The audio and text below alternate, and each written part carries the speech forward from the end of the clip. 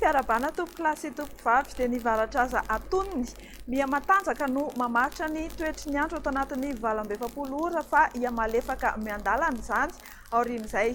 dia araka nefa voalaza ombenombeny dia misy ny tangoron-drahona ato amin'ny faritra atsinanan'ny nosy Seychelles ato ary vinavinaina anatona ny Madagasikara izany amin'ny fiafaran'ny herinandro ary tondra fikorotanana amin'ny toetry ny andro amin'ny faritra avaratry ny nosy ny aty amin'ny morontsiraka avoany atsinanana manomboka ny Zoma ho betsaka araka izany ny rotsakorana ka iangaviana ny ponina rehetra amin'ireto toerana reto mba hitandrina mba hisorohana ny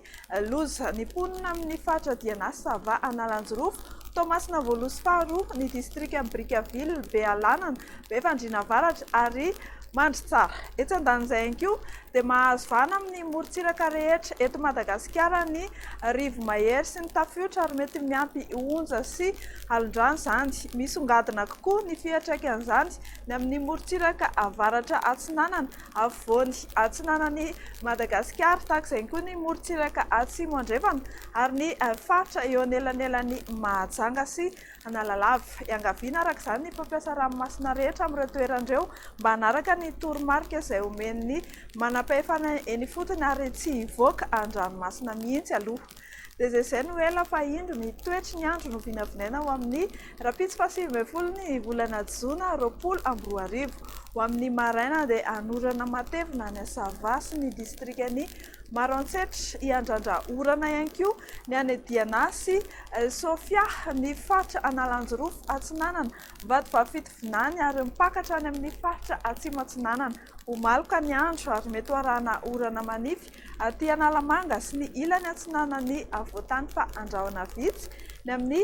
faritra sisy ny tolakandro iray dia anorana matevina trano any Savasy Diana any mahazo any distrikany Maroantsetra dia hisitraka orana ihany koa ny any Sofia Analanjorofo atsinanana vadivavy ary ny faritra atsimo atsinanana andrahona ary mety arahana orana manify any Analamanga sy ny ilany atsinanan'ny faritry ny avoatany iloko volondavenona tanteraka ny lanitra ny amin'ireto faritra izay ho tonoina ho amintsika manaraka ireto bongolava boeny melaky ary ny aty amin'ny ilany andrefa ny faritry ny avoatany fa ifandimby eo ny rahona sy ny masoandrony any amin'ny faritra sisy makasika ny maripana indray dia ambany ny tamin'ny maripana eto Madagasikara amin'izao fotoana izao raha oharina amin'ny fahita isaky ny volana Jona ho amin'ny rapitsy maraina manokana izao dia misy fiakarany aloha ny amin'ny tapany avaratra fa hisy fidinany kosa ny amin'ny maripana ny tolakandro ny ambany indrindra 7 degré Celsius ny avakinankaratra 12 degré Celsius ny faritanina Antananarivo sy Fianaratsoa ny taremarika ambony indrindra kosa dia mahita 12 degré Celsius ny amin'ny faritan'ny Mahajanga sy ny manodidina azy iny ho amin'ny 20 Jona 2024 indray dia hitohy hatrany ny orana ny amin'ny morontsiraka atsinanan'ny Madagasikara iray manontolo fa somary atevina izany any Savasy Analanjorofo eny iendrika orana tandrifin-drahona kosa any Boeny Betsiboka ny faritanina Antananarivo iray manontolo ary ny any amin'ny faritry Melaky makasika ny maripana indray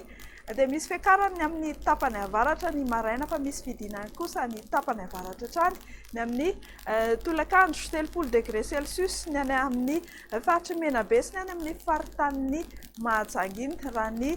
tolakandro no ho asindresaka afaka 27 ora izany hoe ny raika amin'ny 20 Jona 2024 dia anorana avokoa saika manerana ny Madagasikara afa-tsy ny any amin'ny faritra atsimo andrefana Androy sy Anosy no ifandimy ny rahona sy ny masoandro ary bebe ny rotsakorana ny any amin'ny faritra Savasy Diana ary Analanjorofo makasika ny maripana misongadina kokoa ny fiakaran'ny taremarika ny maripana ety amin'ny faritry ny avoatany indrindra ny amin'ny takariva sy ny amin'ny alina manodidina ny 12 hatramin'ny 20 degré Celsius izany